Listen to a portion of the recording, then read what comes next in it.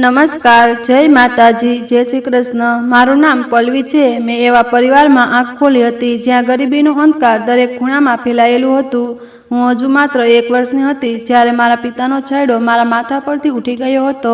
તે આ દુનિયામાંથી ચાલ્યા ગયા અને અમને આ નિર્દય દુનિયામાં એકલા છોડી ગયા। મારી માતા સુજાતા એક પ્રેમાળ અને મજબૂત સ્ત્રી હતી।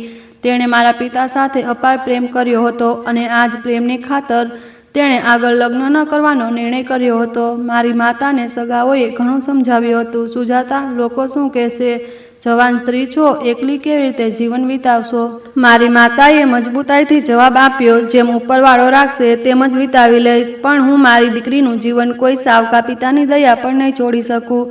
મને તેની ચિંતા છે। સગાએ કહ્યું, તમને તેની કિસ્મતની ચિંતા નથી, માત્ર તેની ચિંતા છે। મારી માતાએ આંસુ લૂંટતા કહ્યું, કિસ્મત તો ઉપરવાળો લખે છે, હું તો માત્ર જ મહેનત કરી શકું અને તે હું કરીશ। મારી માતા નહોતી જાણતી કે જે દીકરીના ભવિષ્યની તે આટલી ચિંતા કરી રહી છે તેના ભાગ્યમાં આગળ શું લખાયેલું છે। મારી માતાએ લોકોના ઘરોમાં કામ કરવાનું શરૂ કરી દીધું હતું। તે વાસણ માંજતી હતી, સફાઈ કરતી હતી અને જે કંઈ મળતું તેનાથી તેને મને પાળી પોસીને મોટી કરી હતી। તેણે ક્યારેય મને મારા પિતાની ઉણપ અનુભવવા નહોતી દીધી। વખત વીતતો ગયો અને હું મોટી થઈ ગઈ। હવે માતાને હંમેશા મારા લગ્નની ચિંતા રહેતી હતી। તેણે પોતાની જેવી જ એક ગરીબ બસ્તીમાં મારો સંબંધ શોધ્યો હતો। માતાએ મારા માથા પર હાથ ફેરવતા કહ્યું, દીકરી, છોકરો મહેનતુ છે, તેનું નામ નમન છે, તેનો પરિવાર ગરીબ છે પણ તે ખૂબ સારા લોકો છે। મેં કહ્યું, ઠીક છે માં, જેમ તમને યોગ્ય લાગે। મેં હંમેશની જેમ તેમની ઈચ્છા પર પોતાનું માથું ઝુકાવી દીધું હતું। મારા લગ્ન થઈ ગયા। નમનનો પરિવાર સાચે જ ખૂબ ગરીબ હતો, પણ મારો પતિ નમન ખૂબ મહેનતુ માણસ હતો। તે એક મજૂર અને મિસ્ત્રીઓની પાછળ મજૂરી પર કામ કરતો હતો, પણ તે મારું ખૂબ ધ્યાન રાખતો હતો। મારી દરેક નાની મોટી જરૂરિયાત પૂરી કરવાની કોશિશ કરતો હતો। કહેતો હતો, પલ્લવી, આજે મજૂરી સારી મળી હતી। તે સાંજે પાછું ફરતો, તેના હાથમાં ક્યારેક ફળ હોય તો ક્યારેક મારા માટે ગજરા હોય। કહેતો હતો, આ લો, આ હું તમારા માટે લાવ્યો છું। મેં કહ્યું, નમન, તમે દર વખતે કેમ તકલીફ કરો છો? તેણે કહ્યું, આમાં તકલીફની શું વાત છે? બસ તમે ખુશ રહો। હું મારા સસરા, સાસુ અને નાના દેર સાથે રહેતી હતી। મારી માતા પોતાના તે જ કાચા મકાનમાં એકલી રહેતી હતી। હું મારા જીવનમાં ખૂબ ખુશ હતી। હસતા ખેલતા દિવસો વીતી રહ્યા હતા। ઉપરવાળાએ મને 2 બાળકો આપ્યા હતા, એક દીકરો અને એક દીકરી। દીકરાનું નામ રાહુલ હતું અને દીકરીનું નામ પિંકી હતું।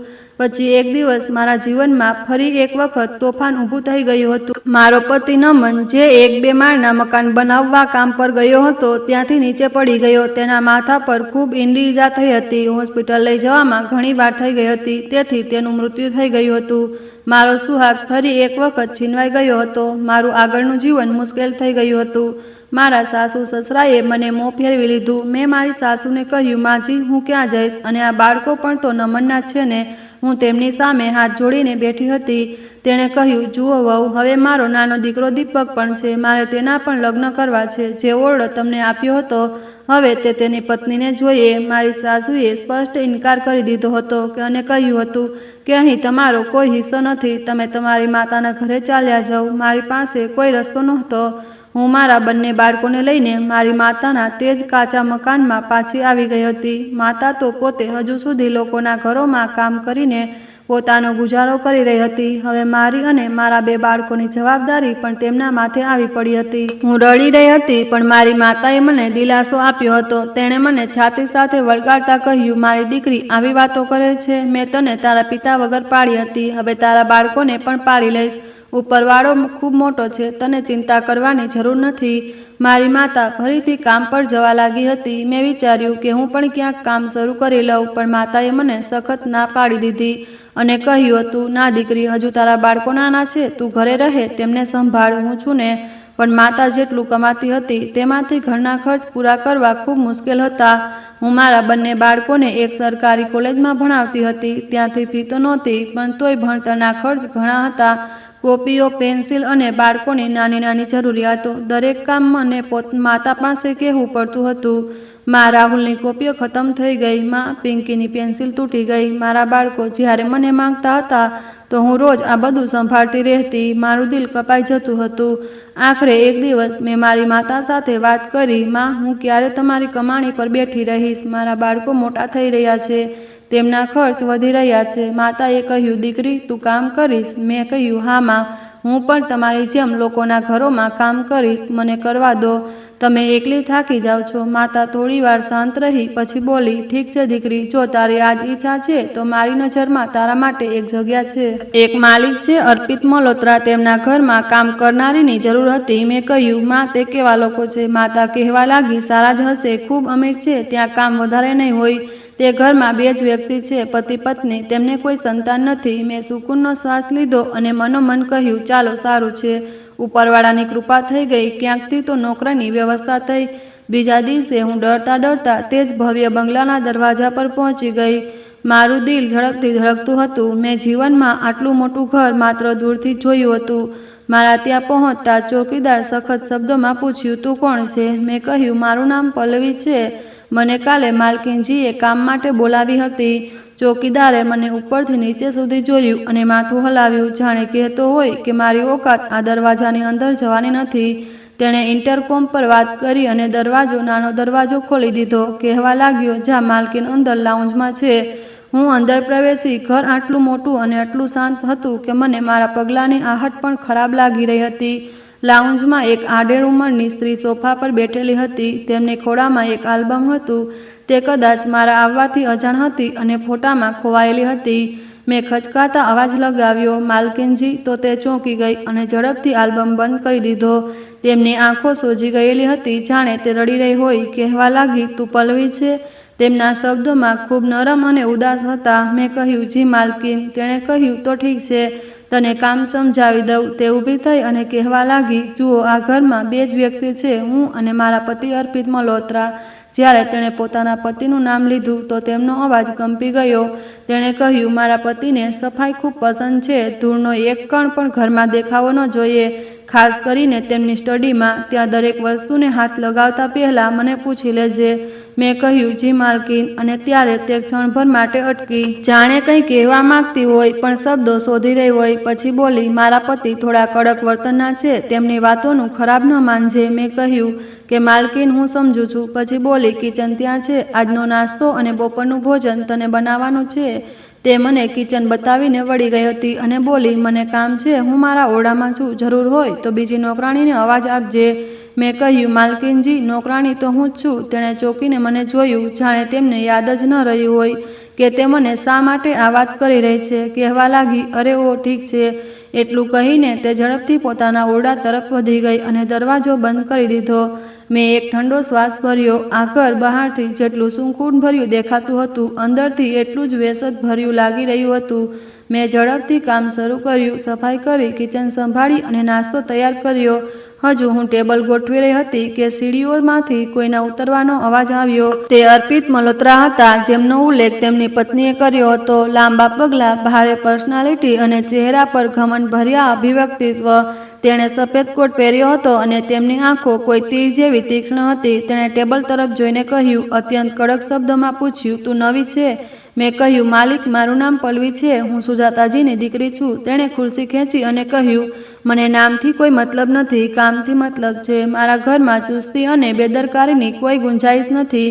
મેં કહ્યું, જી માલિક, હું ખૂબ મહેનતથી કામ કરીશ. તેણે કહ્યું, તે તો હું જોઈ લઈશ. તેણે ચાનો કપ ઉઠાવ્યો અને બોલ્યા, એક વાત કાન ખોલીને સાંભળી લો, અહીં ચોરી ચકારી કે મક્કારી નહીં ચાલે.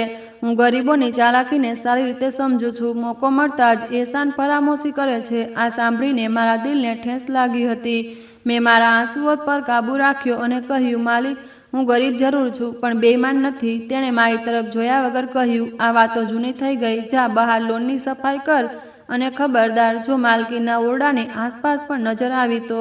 તે આરામ કરી રહી છે. હું શાંતિથી બહાર આવી ગઈ. માલિકનું વર્તન મારી આશા કરતાં વધુ સખ્ત હતું.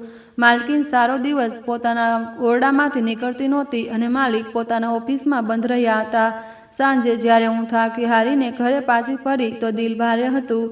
મેં કહ્યું, માં, તે લોકો ખૂબ અજીબ છે. મેં માતાને કહ્યું, જે આજે કામ પર નહોતી ગઈ. માતાએ ઉધરસ ખાતા કહ્યું, કેમ દીકરી, શું થયું?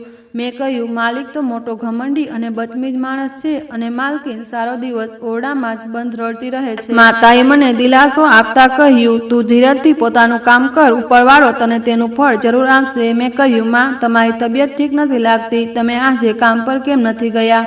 તેણે કહ્યું, કંઈ નહીં દીકરી. એટલું કહીને તેણે વાત ટાળી દીધી કે બસ થોડી કમજોરી લાગી રહી છે, કાલે ચાલી જઈશ.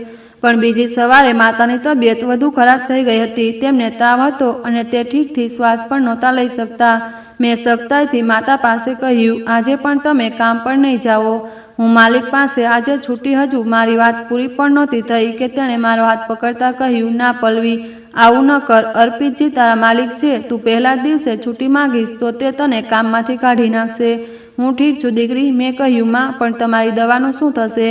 માતાએ કહ્યું, તું મારી ચિંતા ન કર, તું ચાલી જા. હું ભારે દિલે કામ પર ચાલી ગઈ. સારો દિવસ મારું દિલ માતામાં અટક્યું રહ્યું હતું. સાંજે માલિકે મને પગારમાંથી કંઈક એડવાન્સ આપવાથી સ્પષ્ટ ઇનકાર કરી દીધો હતો. તેમનું કહેવું હતું કે હજુ તને આવ્યાનો 1 જ દિવસ થયો છે અને એડવાન્સ માગે છે. તેણે ગુસ્સાથી કહ્યું અને કહેવા લાગ્યા, આજ તમારા લોકોની ઓકાત છે. જા, કાલથી કામ પર આવવાની જરૂર નથી. જો પૈસાનો આટલો લાલચ છે. મેં કહ્યું, ના માલિક, ભગવાન માટે મને નોકરીમાંથી ન કાઢો.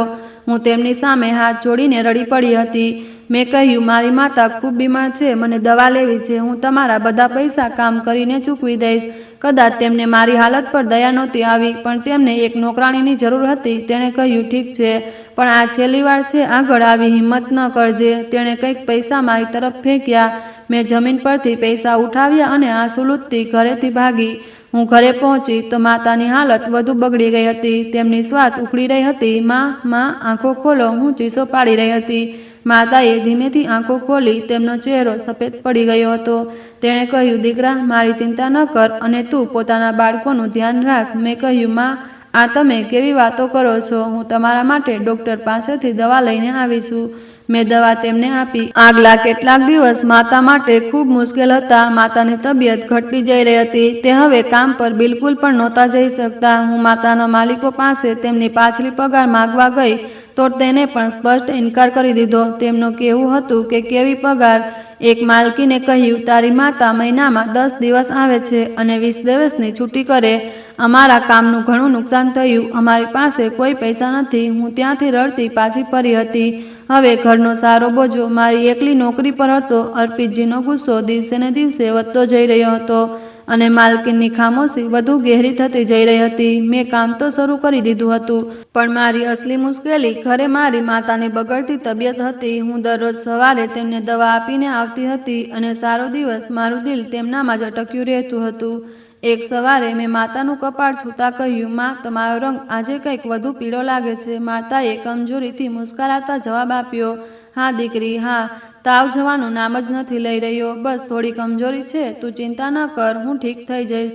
મને સમજાઈ ગયું હતું કે માતા મારાથી કંઈક છુપાવી રહી છે. મારી આંખોમાં આંસુ આવી ગયા હતા. મેં કહ્યું, હું જાણું છું માં, તમને તકલીફ છે. મારી પાસે એટલા પૈસા પણ નથી કે કોઈ મોટા ડૉક્ટરને તમને બતાવી શકું. માતાએ મારો હાથ પકડી લીધો અને કહેવા લાગી, પલ્લવી, તું મારી ચિંતા કરવાનું છોડી દે. મેં તો ક્યારથી બીમારી પાડી રાખી. મને પોતાને અંદાજો નહોતો. માતાએ કહ્યું, દીકરી, મને કેન્સર છે. ડૉક્ટરે કહ્યું છે કે મારી બીમારી ઘણી હદે વધી ગઈ. આ સાંભળીને તો મારા પર વીજળી પડી ગઈ હતી. મેં કહ્યું, માં, તમે મને આ વિશે કેમ નહોતા કહ્યું? માતા કહેવા લાગી, દીકરી, જો હું તને કહી પણ દેતી તો તું શું કરી લેતી? મારી માતાનો અવાજ રડતો હતો. તેણે કહ્યું, તું તો પહેલેથી જ પોતાના બાળકો અને પતિના ગમમાં અડધી થઈ ગઈ છે. હું તારી મુશ્કેલી વધુ નહોતી વધારવા માંગતી. હવે તું કામ પર જા, તને વાર થઈ જશે. પછી તારો માલિક ગુસ્સો કરશે. હું રડતી ઘરેથી નીકળી. માતાની બીમારી, બાળકોની જરૂરિયાતો અને માલિકનું સખત વર્તન, હું આ બધાની વચ્ચે પીસાઈ રહી હતી. આજે બંગલામાં રોજ કરતાં પણ વધુ સન્નાટો છવાયેલો હતો. મેં ઝાડુ પોછા શરૂ કરી દીધા હતા. માલિક પોતાના ઓરડામાંથી નીકળ્યા નહોતા. હું લાઉન્જની સફાઈ કરી રહી હતી. માલકીન પોતાના ઓરડામાંથી બહાર આવી. તે આજે પણ પરેશાન લાગી રહી હતી. મેં ધીમેથી કહ્યું, માલકીન, તમારા માટે ચા બનાવી લાવું? તો તેણે ઇનકારમાં માથું હલાવી દીધું. પછી તે સોફા પર બેસી ગઈ હતી અને મને અજીબ નજરોથી જોવા લાગી. કહેવા લાગી, પલ્લવી, તારી માતાની તબિયત કેવી છે? મને તેમની હમદર્દી પર આશ્ચર્ય થયું હતું. મેં કહ્યું, માલકીન, તે તો બીમાર છે. તેમને તો મોટી બીમારી થઈ ગઈ. મારો અવાજ રડતો હતો. માલકીનની આંખોમાં એક અજીબ સી સત તરવા લાગી. તેણે કહ્યું, પલ્લવી, બીમારી માણસ પાસેથી બધું છીનવી લે છે. તે હળવે હળવે બબડાતી હતી. તે ક્યારેક પોતાનાઓને પણ છીનવી લે. મેં કહ્યું, માલકીન. મારા અવાજ પર તે જાણે સ્વપ્નમાંથી ચોંકી હતી. તેણે કંઈ કહ્યું નહીં. તું જઈને બહાર લોનની સફાઈ કર. માલિક આજે કોઈને મળવા ગયા છે, સાંજ સુધી આવશે. મેં કહ્યું, જી માલકીન, અને મેં સુકૂનનો શ્વાસ લીધો કે ચાલો સારું છે, આજે ઓછામાં ઓછું માલિકના ગુસ્સાભર્યા ચહેરા તો જોવો નહીં પડે. હું બહાર લોનમાં ઝાડુ આપી રહી હતી અને માતા વિશે જ વિચારી રહી હતી. હે ભગવાન, કોઈ ચમત્કાર કરી દે, મારી માતાની બીમારીને ખતમ કરી દે. હું તેમના વગર કેવી રીતે જીવીશ? હું આ જ વિચારોમાં ખોવાયેલી હતી કે દરવાજાની બહાર એક માસૂમ અવાજ આવ્યો, ભગવાન માટે મને પાણી પીવડાવી દો. ઉપરવાળો તમારું ભલું કરશે. મેં દરવાજાની જાળીમાંથી બહાર ઝાંકીને જોયું તો એક નાનો બાળક, કદાચ 8 કે 9 વર્ષનો હશે, દરવાજા સાથે લાગેલો ઊભો હતો. તેના કપડાં માટીમાં ગંદા હતા, વાળ વિખરાયેલા હતા અને ચહેરો પ્યાસની તીવ્રતાથી મૂરઝાયેલો હતો. તેને જોઈને મને દયા આવી હતી. તે બિલકુલ મારા દીકરા જેટલી જ ઉંમરનો લાગતો હતો. દીકરા, તું તેનાથી પહેલાં હું તેને કંઈ કહું. માલિકની સફેદ કાર દરવાજા સામે આવીને ઊભી રહી તો હું ડરી ગઈ. માલકીન તો કહી રહી હતી કે તે સાંજ સુધી આવશે. માલિક કારમાંથી નીકળ્યા. તેને સફેદ કપડાં પહેર્યા હતા અને તે હાથમાં મોબાઈલ પકડેલા હતા. તે ગુસ્સામાં લાગી રહ્યા હતા. તેમની નજર એક બાળક પર પડી. તેને જોરથી ગર્જના કરતા કહ્યું, નીકળો અહીંથી, આ કોઈ અનાથ આશ્રમ નથી. તે બાળક ડરી ગયો, પણ પ્યાસથી મજબૂર થઈને તે ત્યાં જ ઊભો રહ્યો અને કહેવા લાગ્યો, સાહેબ, બસ મને એક ગ્લાસ પાણી પીવડાવી દો, હું ખૂબ પ્યાસો છું. માલિકે તેની તરફ આગળ વધતા કહ્યું, સાંભળ્યું નહીં તમે? ચાલ્યા જાઓ, ભાગો અહીંથી. માલિકે તે બાળકને ખભા પરથી પકડીને ધક્કો માર્યો તો તે માસૂમ બાળક લડખડાતો જમીન પર પડી ગયો હતો. આ બધું જોઈને મારું કલેજું મોંમાં આવી ગયું હતું. આટલો અત્યાચાર કે એક બાળક પ્યાસથી તડપી રહ્યો છે અને માલિકે તેને ધક્કો મારી દીધો. તે પોતે કારમાં બેસીને ઝડપથી બહાર નીકળી ગયા હતા. તે બાળક હજુ પણ ત્યાં જમીન પર બેઠેલો હતો. તે રડી નહોતો રહ્યો, બસ ખાલી નજરોથી માલિકની કારને જતી જોઈ રહ્યો હતો.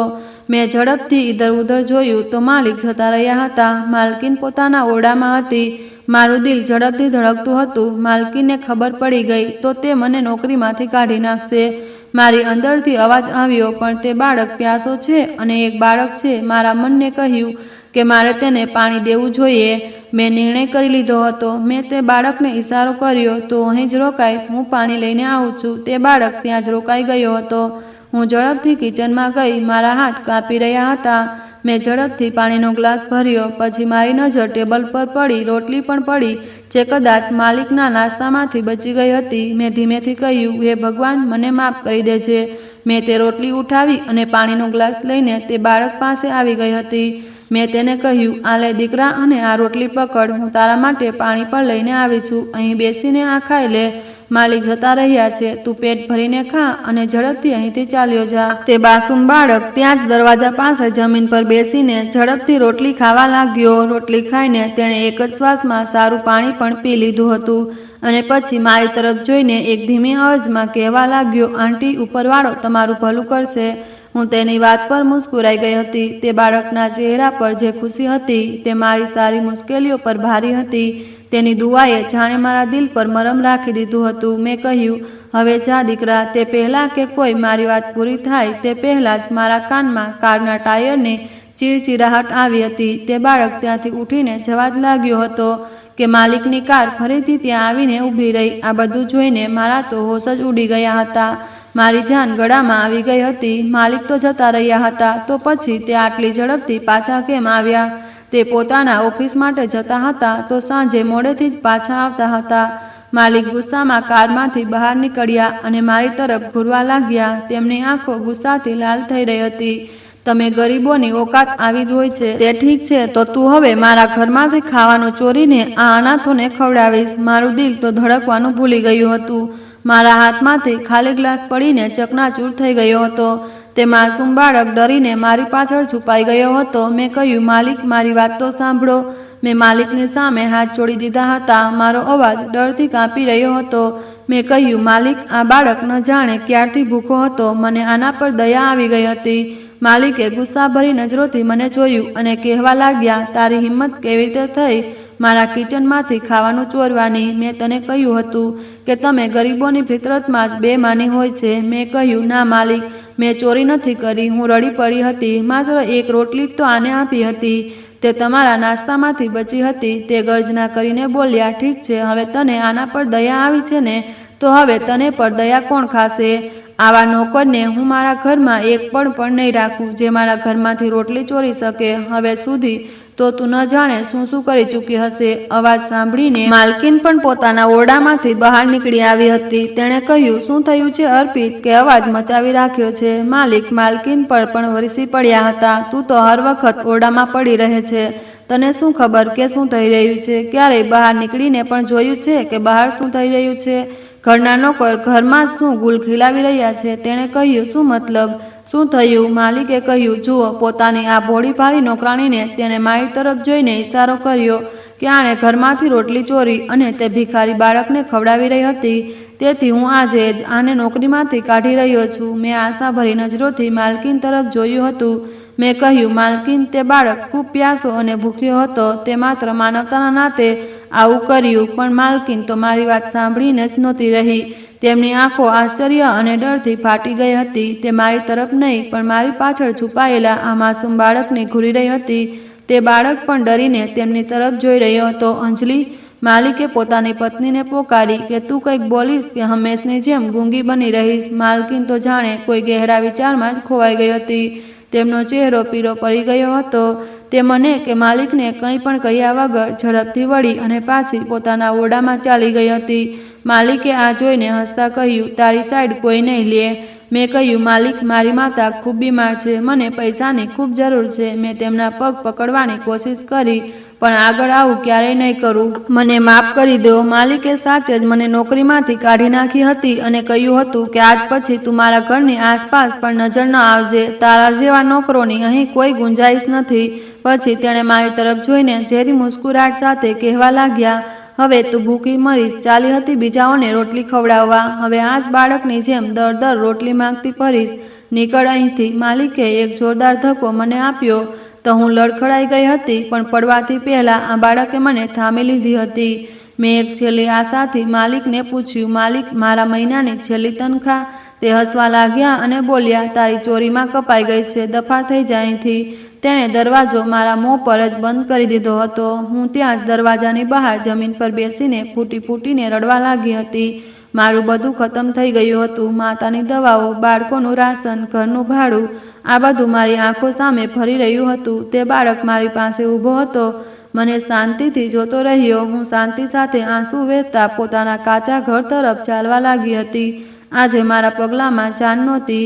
તે બાળક પણ શાંતિથી મારી પાછળ ચાલવા લાગ્યો. મેં પલટીને તેને જોયું અને કહ્યું, દીકરા, તું મારી પાછળ કેમ આવે છે? તેણે મોટી માસુમિયત સાથે જવાબ આપ્યો, આંટી, તમે કેમ રડો છો? મેં કહ્યું, મારી નોકરી ચાલી ગઈ અને આ બધું તારી કારણે થયું. આ કહેતા મને પોતાની સંગદિલી પર અફસોસ થયો હતો. પછી મેં વાત બદલીને કહ્યું, ના દીકરા, આમાં તારી કોઈ ગલતી નથી. ગલતી મારી કિસ્મતની છે. હવે તું જા પોતાની મંજિલ તરફ. તે બાળક ત્યાં જ ઊભો રહી ગયો હતો. હું આંસુ લૂછતી પોતાની ગલીમાં વળી ગઈ હતી. હું ઘરે આવી તો જોયું કે માતાની તબિયત વધુ ખરાબ છે. તેમની ઉધરસ રોકાતી નહોતી. તેણે દુઃખમાં કરાતા કહ્યું, આવી ગઈ મારી દીકરી. હું તેમની બરાબરમાં બેસી ગઈ અને પોતાના આંસુ રોકવાની કોશિશ કરવા લાગી. હું માતાના હાથ દબાવવા લાગી તો તેણે મારો હાથ પકડતા કહ્યું, તું પરેશાન છે દીકરી? તેમની શ્વાસ ઉકળી રહી હતી. મેં કહ્યું, ના માં, કોઈ પરેશાની નથી. હું આ વાત માતા પાસે છુપાવી લેવા માંગતી હતી કે મારી નોકરી ચાલી ગઈ અને માલિકે મને તનખા આપ્યા વગર જ કામમાંથી કાઢી નાખી. પણ તે મારી માતા હતી. તે મારા ચહેરા પરથી જ બધું જાણી ગઈ હતી. માતાએ આંખો બંધ કરતા પૂછ્યું, તેણે તને કામમાંથી કાઢી નાખીને? હું પોતાના પર કાબુ ન રાખી શકી અને તેમની છાતી પર માથું મૂકીને રડી પડી હતી. મેં કહ્યું, માં, ઘરનો સારો રાશન ખતમ થઈ ગયો છે. માત્ર આજના દિવસ માટે થોડા ચોખા પડ્યા. તમારી દવા પણ ખતમ થઈ ગઈ અને હવે હું શું કરીશ માં? માતાએ કોઈ જવાબ ન આપ્યો. કદાચ તેમની પાસે પણ કોઈ જવાબ નહોતો. હું માતાની છાતી પર માથું મૂકીને ન જાણે કેટલી વાર સુધી રડતી રહી હતી. માતાના કમજોર હાથ મારા વાળમાં હલચલન કરી રહ્યા હતા. તેણે કહ્યું, બસ કર મારી દીકરી. તેમનો અવાજ મોટી મુશ્કેલીથી નીકળી રહ્યો હતો. માતાએ કહ્યું, તું રડીશ તો આ બાળકોનું શું થશે? મેં શીશકતા કહ્યું, માં, હું શું કરીશ? મેં માથું ઊંચું કર્યું અને કહ્યું, ઘરમાં ખાવા માટે એક દાણો પણ નથી. તમારી દવા પણ ખતમ થઈ ગઈ. કાલે બાળકોને સ્કૂલે મોકલ્યા પછી હું ફરીથી કામ શોધવા નીકળીશ. માતાએ ઉધરસ ખાતા કહ્યું, કોના ભરોસે? તે જાલિમ અર્પિત તને ચોરીનો આરોપ લગાવીને કાઢી નાખી. તે આખા મહોલ્લામાં તારી બદનામી કરી દેશે, તને કોઈ કામ નહીં આપે. માતાની વાત સાંભળીને મારું દિલ ડૂબી ગયું હતું. આ તો મેં વિચાર્યું જ નહોતું. મેં કહ્યું, માં, તો પછી શું થશે? માતા કહેવા લાગી, ભગવાન પર ભરોસો રાખો. તેણે આંખો બંધ કરી દીધી અને કહ્યું, જેણે તને એક અનાથને ખવડાવવાની હિંમત આપી, તે તને અને તારા બાળકોને ક્યારેય ભૂખ્યા નહીં રહેવા દે. મારું દિલ કહે છે કે તે બાળકની દુઆ વ્યર્થ નહીં જાય. હું શાંત થઈ ગઈ હતી. તે રાતે મેં તે થોડા ચોખા જે પડ્યા હતા તે પકાવીને પોતાના બંને બાળકોને ખવડાવી દીધા. તેણે પૂછ્યું કે હું અને નાની ખાવાનું કેમ નથી ખાતા, તો મેં બહાનું બનાવી દીધું કે અમારી તબિયત ઠીક નથી અને તમારી નાનીને પણ ભૂખ નથી. મારા બાળકો સૂઈ ગયા હતા, પણ હું અને માતા ભૂખા પેટ જાગતા રહ્યા. માતા ક્યારેક દુઃખથી કરાતી તો ક્યારેક ઉધરસનો દોરો પડતો હતો. હું તેમની બેબસી જોઈને લોહીના આંસુ રડી રહી હતી. બીજી સવારે બાળકોને સ્કૂલ મોકલીને હું નોકરી શોધવા માટે નીકળી. મારા દિલમાં માતાની વાત કાંટાની જેમ ચૂબી રહી હતી, પણ મારી પાસે આ સિવાય કોઈ ઉપાય પણ નહોતો. મેં કહ્યું, માં, હું જઈ રહી છું. તમે દરવાજો બંધ કરી લેજો. માતાએ મને આશીર્વાદ આપ્યા અને કહેવા લાગી, જા દીકરી, ઉપરવાળો તારી સાથે જ છે. તને જરૂર કામ મળી જશે. માં, મેં તેમની વાત કાપી અને કહ્યું, તમે ચિંતા ન કરો. હું આજ કાચી બસ્તીમાંથી નીકળીને તે અમીર વિસ્તાર તરફ ચાલવા લાગી હતી. માતાની બગડતી તબિયત મને હવે ઘરમાં સુકૂનથી બેસવા નહોતી દેતી. હું પોતાની માતાને કોઈ ડોક્ટરને બતાવવા માંગતી હતી અને ઘરમાં બાળકોને ભૂખા પણ નહોતી મારી શકતી. મેં એક મોટી કોઠીનો દરવાજો ખટખટાવ્યો. એક નોકરાણી બહાર નીકળી અને કહેવા લાગી, જી, કોની સાથે મળવું છે તમને? મેં કહ્યું, મને કામની જરૂર છે. શું તમારી માલકીનને કોઈ કામવાળાની જરૂર છે? તેણે મને ઉપરથી લઈને નીચે સુધી જોયું અને કહેવા લાગી, ના, અમારી પાસે પહેલેથી જ નોકર છે. જા, આગળ જા. હું આગલા ઘરે ગઈ તો ત્યાંથી પણ મને આ જ જવાબ મળ્યો હતો. હું એક ઘરેથી બીજા ઘર, એક ગલીથી બીજી ગલી ભટકતી રહી. અનેક ઘરો, અનેક લોકોની આગળ ગીડા ગીડાતી રહી. મને નોકરી પર રાખી લો, પણ કોઈ પણ મને નોકરી આપવા તૈયાર નહોતું. મેં એક સ્ત્રીની સામે હાથ જોડીને કહ્યું, માલકીન, હું ખૂબ ઈમાનદાર છું, ખૂબ મહેનતથી કામ કરીશ. તે સ્ત્રીએ કહ્યું, તું એ જ છે ને જે અર્પિતજીના ઘરે કામ કરતી હતી? તેણે મને ધ્યાનથી જોઈને પૂછ્યું. મેં કહ્યું, જી જી. મને લાગ્યું કદાચ તે મને ઓળખે છે, તો આ રીતે મને કામ મળી જશે. તે કહેવા લાગી કે અર્પિતજીએ તો તને ચોરી કરતા પકડી હતી, તેથી પોતાના ઘરમાંથી કાઢી નાખી છે ને? તેણે સખત શબ્દોમાં પૂછ્યું. મેં કહ્યું, ના, ભગવાનની સોગંદ, આવી કોઈ વાત ક્યારેય નથી. મારી આંખોમાં આંસુ આવી ગયા હતા. મેં કોઈ ચોરી નથી કરી, કસમથી. માલિકને તો મારે પર જૂઠો આરોપ લગાવ્યો હતો. મેં તેને કહ્યું, બસ બસ, નાટક બંધ કર. તેણે આટલું કહીને મારા મોં પર દરવાજો બંધ કરી દીધો હતો કે અમને પોતાના ઘરમાં ચોરોને નથી રાખવા. મારું દિલ તૂટીને રહી ગયું હતું. મારી માતા ઠીક કહેતી હતી. માલિકે મારી ઇજ્જત માટીમાં મેળવી દીધી હતી. હવે મને આ વિસ્તારમાં કોઈ કામ પર નહીં રાખે. સાંજનું અંધારું થઈ રહ્યું હતું. હું થાકી હારીને નિરાશ થઈને પાછી પોતાના ઘર તરફ ચાલવા લાગી હતી. આજે ફરી મારા હાથ ખાલી હતા.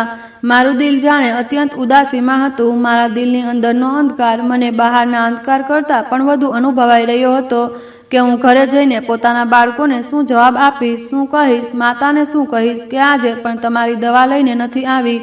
મારી આંખોમાંથી સતત આંસુ વહી રહ્યા હતા. મેં આકાશ તરફ મોં ઊંચું કરીને કહ્યું, એ ભગવાન, મેં તો કોઈ પાપ નહોતું કર્યું. એક અનાથા બાળકને પાણી પીવડાવવું અને તેને ખાવાનું ખવડાવવું શું મોટું પાપ છે? કોઈ અનાથની મદદ કરવી તો પુણ્યનું કામ હોય. મારી તો નોકરી પણ ચાલી ગઈ, મારી ઇજ્જત પણ ચાલી ગઈ. હવે હું શું કરું? હું પોતાની આંખોના આંસુઓને મોટી મુશ્કેલીથી કાબૂમાં રાખતી પોતાની ગલીમાં પ્રવેશી હતી. પણ જેમ જ હું પોતાના કાચા ઘરના દરવાજા સામે ગઈ તો જોઈને હક્કાબક્કા રહી ગઈ કે તે જ બાળક, તે જ માસૂમ બાળક જેને મેં માલિકના ઘરનું પાણી પીવડાવ્યું હતું અને રોટલી ખવડાવી હતી, તે મારા દરવાજા પાસે જ બેઠેલો હતો. તે મને જોઈને ઊભો થઈ ગયો હતો. હું આશ્ચર્ય અને ગુસ્સાના મિશ્રિત અભિવ્યક્તિઓ સાથે તેની તરફ આગળ વધી. મેં કહ્યું, તું અહીં શું કરે છે? મેં સખત શબ્દોમાં પૂછ્યું તો તે મારી તરફ જોઈને ધીમું મુસ્કુરાયો હતો. મેં કહ્યું, તને મારા ઘરનું સરનામું કોણે આપ્યું? તે બાળક મારા ગુસ્સાથી બિલકુલ પણ ગભરાયો નહોતો. તે મારી તરફ જોઈને ધીમેથી મુસ્કુરાયો, જાણે મારી સારી હાલત જાણતો હોય. તેણે ધીમેથી કહ્યું, આંટી, તમે પરેશાન ન થાવો. હું તેના પર ચીસ પાડી, પરેશાન? મારી નોકરી ચાલી ગઈ છે. મારા ઘરમાં ખાવાનું પણ માટે એક દાણો નથી. મારી માતા મરી રહી છે અને આ બધું તારા કારણે થયું. તું અહીં કેમ આવ્યો? હવે શું આ મારી કાચી ઝૂંપડી પણ મારાથી છીનવી લેવા માંગે છે? આ કહેતા મારો અવાજ આંસુઓમાં ડૂબી ગયો હતો. મેં જમીન પર બેસીને પોતાનું માથું ઘૂંટણમાં છુપાવી લીધું હતું. તેણે કહ્યું, ના. મેં સિસકતા કહ્યું, બધું તારા જ તો ગલતી છે. ના, મારી કોઈ ગલતી નથી. ગલતી તો મારી જ છે. મેં જ તો તને રોટલી આપી હતી. તેણે કહ્યું, ના આંટી, તમારી પણ કોઈ ગલતી નથી. મેં માથું ઊંચું કરીને તેને જોયું. તે હજુ પણ ત્યાં જ ઊભો હતો. મેં થાકેલા અવાજમાં કહ્યું, તને મારું ઘર કેવી રીતે મળ્યું? તેણે કહ્યું, જેને ઉપરવાળો રસ્તો બતાવે તે પહોંચી જ જાય. તેનો જવાબ મોટો અજીબ હતો. તેણે કહ્યું કે હું તમને શોધી રહ્યો હતો. મેં કહ્યું, તું ને મને કેમ શોધી રહ્યો હતો? આ બાળકે પોતાની મેલી કૂચેલી જેબમાં હાથ નાખ્યો અને એક નાની ગંદા કપડાની પોટલી કાઢી અને કહેવા લાગ્યો, આ તમારા માટે છે. તેણે તે પોટલી મારી તરફ વધારી. મેં નફરતથી તેના હાથને ધક્કો મારી દીધો અને કહ્યું, આ શું આપે છે મને? હું કોઈ ભીખ માંગનારી સ્ત્રી નથી. જા, ચાલ્યો જા અહીંથી. મને તારી મદદની જરૂર નથી. આ ઠીક નથી. ચાલો ભાગો અહીંથી. તેણે મારા ધક્કા મારવા છતાં પણ તે પોટલી જમીન પર પડવા ન દીધી. કહેવા લાગ્યો, આ તમારી સારી કામનો બદલો છે. મારી માતાએ આ તમારા માટે મોકલાવ્યું. તેની વાત સાંભળીને તો હું આઘાતમાં જ રહી ગઈ હતી. મેં કહ્યું, તારી માતા કોણ છે? તારી માતા છે તો તું દર ભીખ કેમ માંગતો ફરે છે? તે બાળકનો ચહેરો એક ક્ષણ માટે ઉદાસ થઈ ગયો હતો. તેણે કહ્યું, તે ખૂબ પરેશાન રહે છે. તે જ ઘરમાં રહે જ્યાં તમે કામ કરતા હતા. આ સાંભળીને મારા પગ નીચેથી જમીન ખસી ગઈ. મેં કહ્યું, શું તું માલકીનની વાત કરે છે? તેણે શાંતિથી માથું હલાવ્યું. મેં કહ્યું, પણ આ કેવી રીતે શક્ય છે? મારું મગજ તો બહાર થઈ રહ્યું હતું. તેમણે તો માલકીની સામે તમારી કોઈ મદદ નહોતી કરી. તે તો ચૂપચાપ ઓરડામાં ચાલી ગઈ હતી અને તમે તેમને તમારી માં કેમ કહી રહ્યા છો? તેમની તો કોઈ સંતાન પણ નથી. તે જીદ કરતા કહેવા લાગ્યો, તે મારી માં છે. તેની વાત જાણે હકીકત હોય જેને હું સમજી ન શકતી હતી. મેં કહ્યું, તો પછી તમે રસ્તાઓ પર કેમ છો? અને તે આલિશાન બંગલામાં તે પણ કેદ છે. તે બાળકે એવી વાત કહી જે મારી સમજથી બહાર હતી. તેણે કહ્યું, તમે બસ આ રાખી લો. આથી તમારી માની દવા આવી જશે અને પરેશાન ન થાઓ. તમને નોકરી પણ મળી જશે.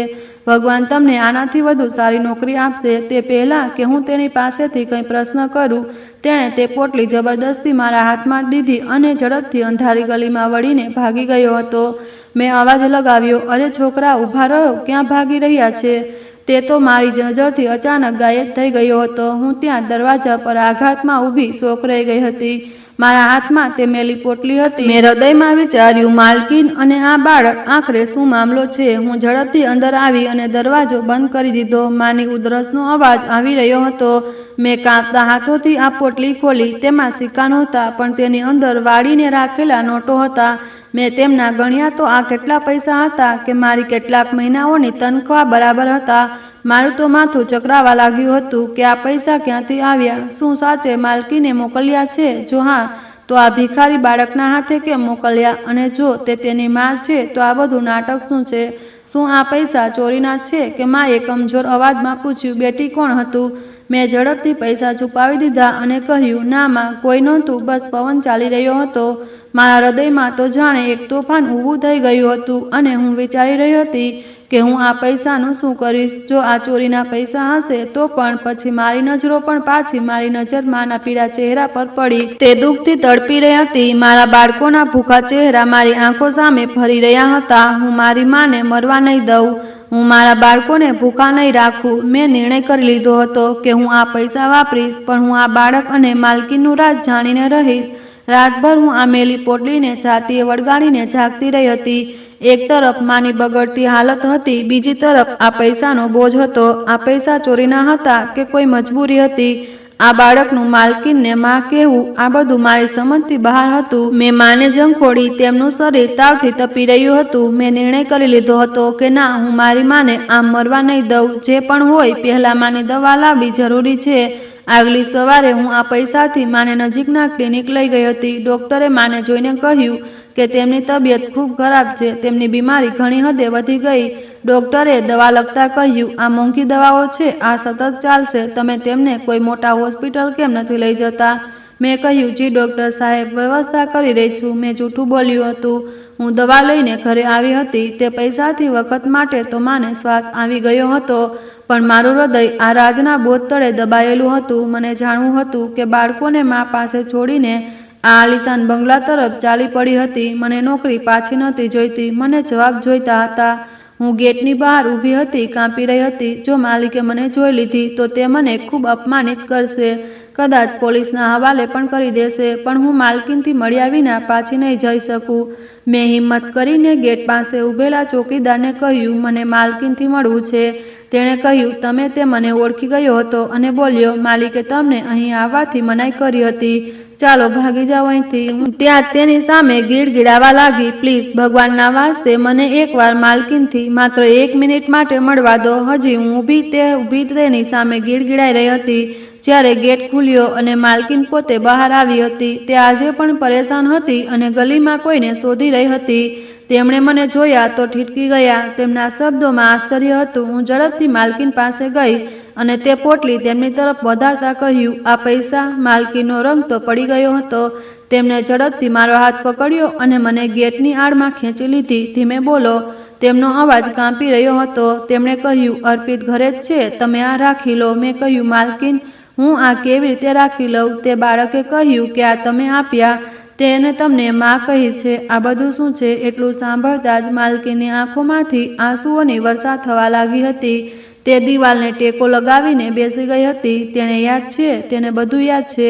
તે રડતા આ બધું કહી રહી હતી અને સિસકારા લઈ રહી હતી. માલકીની હાલત જોઈને હું ગભરાઈ ગઈ હતી. મેં કહ્યું, તે ભિખારી બાળક તમારું? હજી મારી વાત પણ પૂરી નહોતી થઈ કે તેમણે મારી તરફ જોઈને કહ્યું, તે ભિખારી નથી, તે મારો દીકરો છે, તે મારો શ્લોક છે, મારો ખોવાયેલો દીકરો શ્લોક. આ સાંભળીને તો જાણે મારા પર આકાશ જ પડી ગયું હતું. મેં કહ્યું, પણ તમારી તો કોઈ... તેમને મારી વાત વચ્ચે જ કાપીને કહ્યું, ના, મારી સંતાન હતી. એટલું કહીને તે ફૂટીને રડી પડી. તેમણે જણાવ્યું કે 6 વર્ષ પહેલા તે ગાયબ થઈ ગયો હતો. જ્યારે તે 2 વર્ષનો હતો તો હું તેને બજાર લઈ ગઈ હતી. ત્યાં જ તે મારાથી અલગ થઈ ગયો હતો. મેં કહ્યું, તો તે બાળક? તેમણે કહ્યું, હા, જે દિવસે તમે તેને રોટલી ખવડાવી, હું તેને બારીમાંથી જોઈ લીધો હતો. મારું હૃદય ધડકવાનું ભૂલી ગયું હતું. તે બિલકુલ એવો જ હતો. તેના કપાળ પર તે ઈજાનું નિશાન, તે મારો શ્લોક જ હતો. હું તેને ઓળખી ગઈ હતી. મેં આશ્ચર્યથી પૂછ્યું, તો તમે માલિકને કેમ ન કહ્યું? તેમણે શક્તિથી કહ્યું, તે સમજે છે કે શ્લોક મારા કારણે ગુમ થયો હતો. તેમણે તે દિવસથી મને આ ઓરડામાં કેદ કરી રાખી. મેં કહ્યું, પણ માલકીન, માલિક તો તેને ધક્કો મારીને કાઢી દેતા હતા. તે ચીસ પાડી, કારણ કે તેને ઓળખી ન શક્યા. તે પોતાની સંતાનને ઓળખી ન શક્યા અને હું તમને પૈસા આપવા માટે તેની પાછળ ગઈ હતી, પણ તે ગલીમાં ક્યાંક ગાયબ થઈ ગયો. મેં ઝડપથી ચારે બાજુ જોયું. ચોકીદાર અમને જોઈ રહ્યો હતો. મેં કહ્યું, માલકીન, તે બાળકે મને કાલે રાતે મારા ઘરે પૈસા આપ્યા હતા. તેણે કહ્યું, તમે મોકલાવ્યા છે? માલકીને વેશ્યાથી પોતાની આંખો ફાડી અને કહેવા લાગી, શું તે તમારા ઘરે આવ્યો હતો?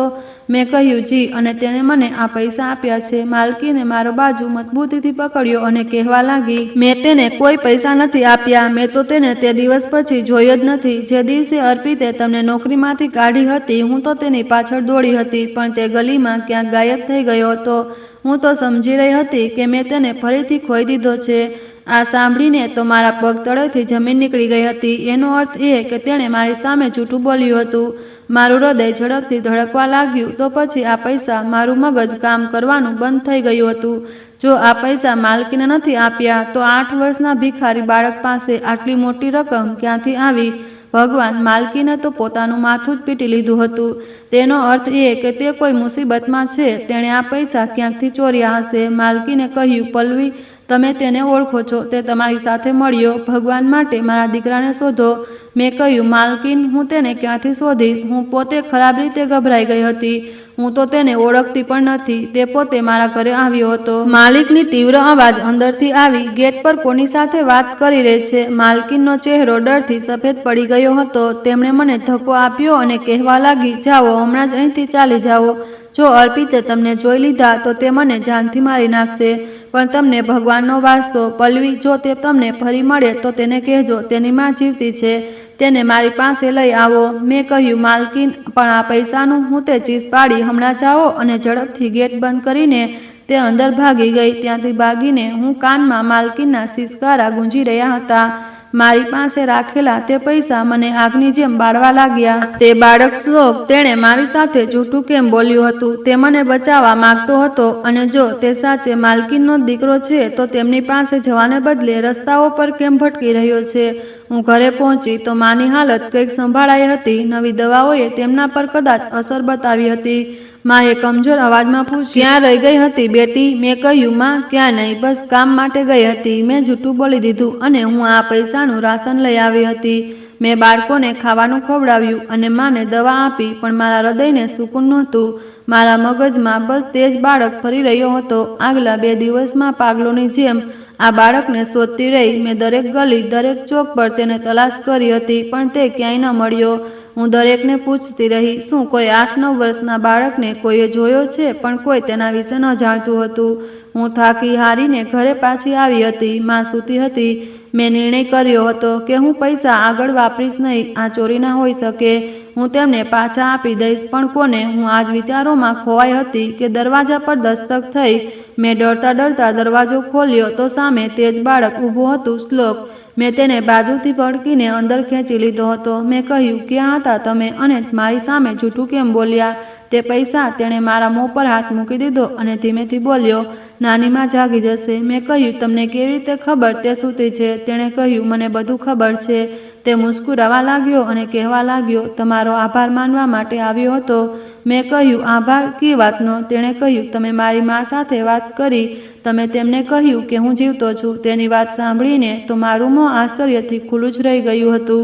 મેં કહ્યું, તો તમે ત્યાં હતા? તમે બધું સાંભળી લીધું હતું? તમે ત્યાં ગેટ પર હાજર હતા? મારું તો હૃદય ધડકતી રહી ગયું હતું. મેં કહ્યું, તમે મારી અને માલકીનની બધી વાતો સાંભળી લીધી હતી.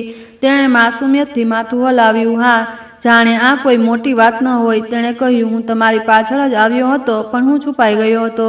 મેં કહ્યું, પણ કેમ? તેણે પોતાના ખભા હલાવ્યા. મેં કહ્યું, તમારી માં તમારા માટે રડી રહી છે. તે તમને જોવા માટે તડપી રહી છે. તમે તેમની પાસે કેમ નથી જતા? તેણે નામાં માથું હલાવ્યું. હું તેમની પાસે નથી જઈ શકતો, કારણ કે ત્યારે તેની નજર દરવાજા પર ગઈ અને તે બોલ્યો, કારણ કે તે મને મારી નાખશે. મેં કહ્યું, કોણ? તેણે કહ્યું, તમારો માલિક. મેં કહ્યું, શું તે તમારા પિતા છે? અને જો છે તો તે તમને કેમ મારશે? તેણે કહ્યું, તે મારા પિતા નથી. શ્લોકે એવી વાત કહી જેણે મને જળથી હલાવી દીધી હતી. મેં કહ્યું, શું તમારું? મેં આશ્ચર્યથી પૂછ્યું હતું. માલકીન તો કહી રહી હતી કે તમે તેમના દીકરા છો. તેણે કહ્યું, માં સાચું કહી રહી છે, પણ તે આદમી મારા પિતા નથી. મારી માં તેનાથી ખૂબ ડરે છે. તેમણે મને જ ગાયબ કરાવી દીધો હતો. તેની વાત સાંભળીને તો હું દંગ રહી ગઈ હતી. આ શું નવો મામલો હતો? માલિકે પોતાના દીકરાને ગાયબ કરાવી દીધો હતો? મેં કહ્યું, શ્લોક, આ તમે કેવી વાતો કરી રહ્યા છો? તમને કોણ આ બધું કહ્યું? તેણે કહ્યું, મને બધું યાદ છે. તેની અવાજ તેની ઉંમરથી કંઈક વધુ ગંભીર હતી. તેણે કહ્યું કે તે દિવસે બજારમાં તેમણે મને કોઈના હવાલે કરી દીધો હતો. હું ખૂબ રડી રહ્યો હતો, પણ તેમને માને ધક્કો આપી દીધો અને મને લઈ જવા દીધો. અને પછી તે પૈસા? મેં અસલ પ્રશ્ન પૂછ્યો. તે પોટલી, તેના વિશે તમે જૂઠું કેમ બોલ્યા હતા કે માલકીને તમને આપી છે? તે પૈસા તમારી પાસે ક્યાંથી આવ્યા? શ્લોકે કેટલીક ક્ષણો ચૂપ રહ્યો, પછી બોલ્યો, તે પૈસા મારા પિતાના હતા. મેં કહ્યું, પિતાના? મેં ગૂંચવાઈ ગઈ. મેં કહ્યું, ક્યાં પિતા? તેણે કહ્યું, એક ભિખારી બાબા. આટલું કહીને તેની આંખોમાં આંસુ આવી ગયા હતા. તેણે કહ્યું, જ્યારે તે આદમીએ મને કિડનેપ કર્યો હતો તો હું ભાગી ગયો હતો. હું કેટલા દિવસો સુધી ભૂખો તરસ્યો ફરતો રહ્યો. મને એક ઝૂંપડીમાં રહેતા ભિખારી બાબા મળ્યા હતા. તે ખૂબ સારા હતા. તે પોતે ભીખ માગતા હતા, પણ મને ખવડાવતા હતા. તે મને શ્લોક નહોતા કહેતા, તે મને લડ્ડુ કહેતા હતા. તે એક શ્વાસ લેવા માટે રોકાયો. તે બાબા કેટલાક દિવસ પહેલા મરી ગયા છે.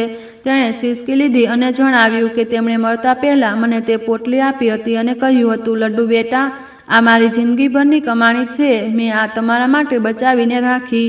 આ કોઈને આપજો નહીં. જ્યારે તમને કોઈ ખૂબ સારો માણસ મળે જે તમારા પર દયા રાખે, તેને આપી દેજો. તે તમારી મદદ કરશે. હું ચૂપચાપ તેની વાર્તા સાંભળી રહી હતી. તેણે જણાવ્યું કે જ્યારે હું તે મોટા ઘરના દરવાજા તરફ આવ્યો તો તમે મારી તરફ જોયું. અર્પિતજીએ તમને ધક્કો આપ્યો, તેમ છતાં તમે મને રોટલી આપી. તમે તમારી નોકરીને જોખમમાં મૂકી. મને સમજાઈ ગયું હતું કે તમે તે સારા માણસ છો જેનો જિકર બાબાએ કર્યો હતો. તેથી મેં તે પૈસા તમને આપી દીધા. મેં કહ્યું, પણ શ્લોક. તેણે મારી વાત પૂરી થાય તે પહેલાં જ પોતાના નાના હાથોથી મારો હાથ પકડી લીધો. મેં કહ્યું, શ્લોક, આ પૈસા તમારા છે.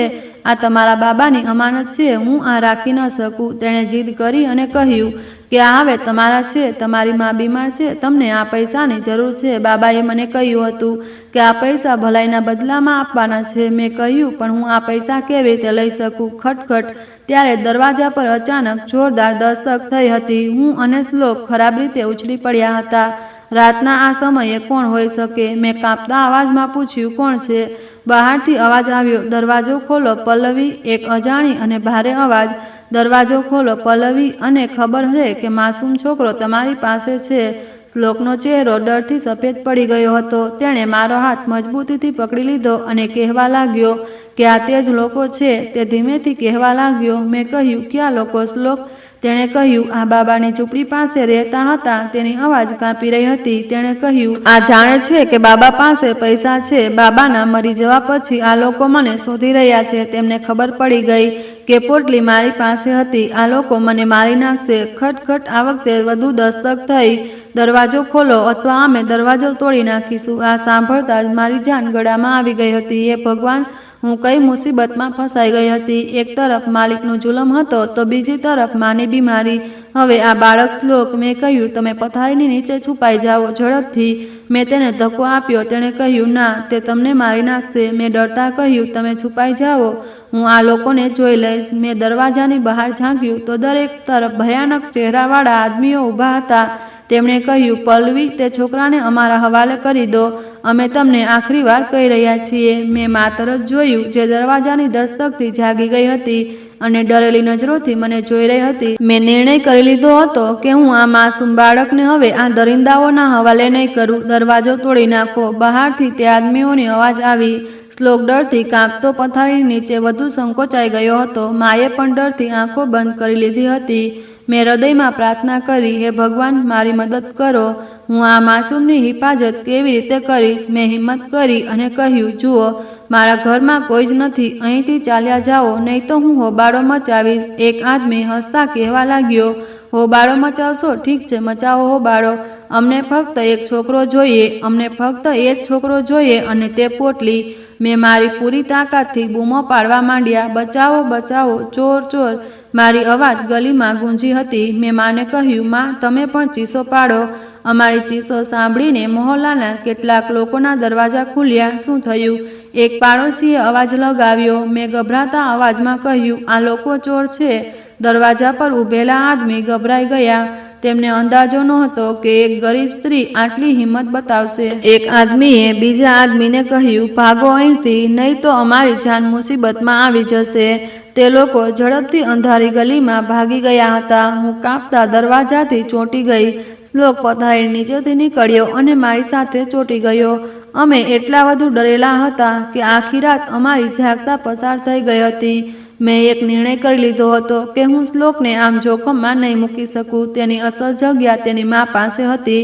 મેં કહ્યું, ઉઠો બેટા શ્લોક. સવારના સમયે મેં તેને જગાડ્યો અને કહ્યું કે અમને ચાલવું છે. તેણે ડરતા કહ્યું, ક્યાં ચાલવું છે આંટી? મેં મજબૂત શબ્દોમાં કહ્યું, પોલીસ સ્ટેશન ચાલવું છે. પોલીસવાળા તમારી મદદ કરશે. તે જ તમને તમારી મા સાથે મિલાવશે. શ્લોક ડરી રહ્યો હતો, પણ તેણે મારી વાત માની લીધી. હું માને દવા આપીને, મારા બાળકોને સાથે લઈને અને શ્લોકનો હાથ પકડીને પોલીસ સ્ટેશન તરફ ચાલી પડી હતી. પોલીસ સ્ટેશન પહોંચીને મેં ઇન્સ્પેક્ટરને આખી વાત કહી. તેમણે જણાવ્યું કે આ બાળક, તેનું નામ શ્લોક છે, આ 2 વર્ષનો હતો જ્યારે ગાયબ થઈ ગયો હતો. આ અર્પિત મલ્હોત્રાનો દીકરો છે. ઇન્સ્પેક્ટરે મને આશ્ચર્યભરી નજરોથી જોયું. તેણે કહ્યું, અર્પિત મલ્હોત્રા? અર્પિત મલ્હોત્રા તે જે તમને આના વિશે આટલું બધું કેવી રીતે ખબર છે? મેં કહ્યું, સાહેબ, તેની માએ તેને ઓળખી લીધો છે. હું તેમના ઘરે કામ કરતી હતી. ઇન્સ્પેક્ટરે ફોન ઉઠાવ્યો અને કહ્યું, અર્પિત મલ્હોત્રા, પોલીસ સ્ટેશન આવો. તમારા દીકરા વિશે એક ખબર છે? કેટલીક ક્ષણોમાં અર્પિત મલ્હોત્રા ગુસ્સાથી ભરેલા પોલીસ સ્ટેશનમાં પ્રવેશ્યા હતા અને આવતા જ કહેવા લાગ્યા કે આ ફરીથી મજાક કરે છે. ત્યારે તેમની નજર મારા પર પડી અને કહેવા લાગ્યા, તમે અહીં શું કરી રહ્યા છો? પછી તેમની નજર મારી પાછળ છુપાયેલા શ્લોક પર પડી. તે એકદમ દંગ થઈ ગયા હતા. પોલીસ ઇન્સ્પેક્ટરે કહ્યું, આજે જ અમને એક જૂના કેસમાં એક અકબરનો સુરાગ મળી રહ્યો હતો. તેણે જણાવ્યું કે 6 વર્ષ પહેલાં બજારમાં એક બાળક ઉઠાવવામાં આવ્યું હતું. તેની ઓળખાણ થઈ ગઈ છે. આ તે જ બાળક છે. આ તમારો દીકરો શ્લોક છે. માલિકના હાથમાંથી તેમનો મોબાઈલ પડી ગયો હતો। તે કાંપતા પગલાંથી શ્લોક તરફ આગળ વધ્યા અને કહેવા લાગ્યા, આ તો તે જ ભિખારી છે। તે બોલતા બોલતા રોકાઈ ગયા। તેમની આંખોમાં ગુસ્સાની જગ્યાએ વિશ્વાસ ન કરી શકે તેવું આશ્ચર્ય હતું। તે પોતાના દીકરાને ધૂતકારી ચૂક્યા હતા। તે પછી જે થયું તે મારી જિંદગીનો સૌથી મોટો વળાંક હતો। માલિકે પોલીસવાળાઓનો આભાર માન્યો અને શ્લોકને ગળે લગાવી લીધો। તે મારી તરફ વળ્યા અને તેમની આંખોમાં શર્મિંદગી હતી। તેમણે આ વાત સ્વીકાર કરી લીધી હતી કે તે મને અને મારા બાળકોને ઘરે છોડી દેશે। જ્યારે અમે અમારા કાચા મકાનમાં પ્રવેશ્યા તો શ્લોક ખુશીથી દોડીને મારી માની ચારપાઈ પાસે ગયો હતો। મેં જેવો અંદર પગ મૂક્યો તો મારા પગ તળેથી જમીન નીકળી ગઈ હતી કે મા પાસે પડેલી ચારપાઈ પર મારા બંને બાળકોની નજીક માલિક બેઠા હતા। તે માલિક જેમણે મને પોતાના ઘરેથી કાઢી હતી। મેં કહ્યું, માલિક, તમે અહીં કેમ આવ્યા છો? માલિકે મારી સામે હાથ જોડી દીધા અને કહેવા લાગ્યા, મને માફ કરી દે પલ્લવી। મેં જે તમારી સાથે કર્યું તે માફીના લાયક તો નથી, પણ તેમ છતાં હું માફી માંગુ છું। તે બાળક શ્લોક જઈને માલિકની આંગળી પકડીને ઊભો થઈ ગયો। માલિકે તેના માથા પર પ્યાર આપ્યો અને કહેવા લાગ્યા, તમે જેને રોટલી ખવડાવી હતી અને પાણી આપ્યું હતું તે મારો પોતાનો દીકરો હતો। આ માત્ર 2 વર્ષનો હતો જ્યારે મારી પત્ની તેને લઈને બજારમાં ગઈ હતી। તે શોપિંગ કરવા ગઈ તો મારો દીકરો બજારમાં ગાયબ થઈ ગયો હતો। આ વાતને 6 વર્ષ વીતી ચૂક્યા છે। મેં તેને ખૂબ શોધ્યો હતો પણ આ મને ક્યાંય ન મળ્યો। જ્યારે બીજી વાર કિસ્મતે મને તેને સાથે મેળવ્યો તો આ ભિખારીના રૂપમાં હતો અને હું તેને ઓળખી ન શક્યો। આ મારી પોતાની સંતાન છે। હું સખત નહોતો। માલિકે મારી મા તરફ જોઈને કહ્યું, પણ દીકરાના ગમે મને પથ્થર બનાવી દીધો હતો। મેં મારી પત્ની સાથે પણ સખત વર્તન રાખવું શરૂ કરી દીધું હતું, તેથી તે મોટે ભાગે ઓરડામાં બંધ રહેતી હતી। પણ તમે તે દિવસે મારા દીકરાને પાણી પીવડાવ્યું અને રોટલી ખવડાવી। ના જાણે આ કેટલા દિવસોથી ભૂખો હતો। શ્લોક ખુશ થઈને મારી તરફ જોવા લાગ્યો અને બોલ્યો, પપ્પા, આંટી, મેં મારા પપ્પા પાસેથી તમને ઇનામ આપવાનું કહ્યું છે। ત્યારે માલિકે પોતાની જેબમાંથી એક ચેક કાઢ્યો અને મારી તરફ વધારી દીધો। આ પૂરા 80 લાખનો ચેક છે। તમે જે મારા પર એહસાન કર્યો છે આ કિંમત તેના માટે ખૂબ ઓછી છે। તેમણે કહ્યું, હવે તમને લોકોના ઘરોમાં નોકરી કરવાની જરૂર નથી। તે પછી સાચે માલિકે મને એક દુકાન બનાવીને આપી હતી। તે 80 લાખ પણ મેં મારા એકાઉન્ટમાં રાખી દીધા હતા। મારી માનો ઈલાજ સારી રીતે થઈ ગયો હતો। તે પછી 2 વર્ષ સુધી બસ જીવતી રહી, પણ પછી તે મને આ દુનિયામાંથી છોડીને ચાલી ગઈ। તેમની જિંદગી એટલી જ લખાયેલી હતી, પણ મેં મારા બાળકોને વાંચ્યા લખાવ્યા। મારો દીકરો આજે ઓસ્ટ્રેલિયામાં છે અને ત્યાં ખૂબ સારા પૈસા કમાઈ રહ્યો છે। મારી પાસે ઉપરવાળાના આપેલું બધું જ છે। માલિકનો દીકરો શ્લોક હવે એક જવાન છોકરો છે। તે પોતાના પિતાનો આખો બિઝનેસ સંભાળી લીધો, પણ તે હજી પણ મારી સાથે મળવા આવે અને હજી પણ મને તે જૂની વાતો સંભળાવીને ખુશ કરી દે છે। કહે છે કે આંટી, તમારા કારણે તે દિવસે મારું પેટ ન ભરાય તો કદાચ હું ભૂખે જ મરી જાત। તેની વાતો પર હું મુસ્કુરાઈ જાઉં છું। ઉપરવાળાએ એક રોટલીના બદલામાં મારી પૂરી તકદીર જ બદલી નાખી હતી। યકીનન ભલાઈ કરનારાઓ સાથે હંમેશા ભલું જ થાય છે। દોસ્તો, આશા છે કે તમને અમારી વાર્તા પસંદ આવી હશે। જો વાર્તા પસંદ આવી હોય તો વિડીયોને લાઈક કરો, ચેનલ પર નવા છો તો ચેનલને સબસ્ક્રાઈબ કરો અને હા, નોટિફિકેશન બેલને જરૂર દબાવો જેથી આગલી અપડેટ સૌથી પહેલાં તમને મળે। આભાર।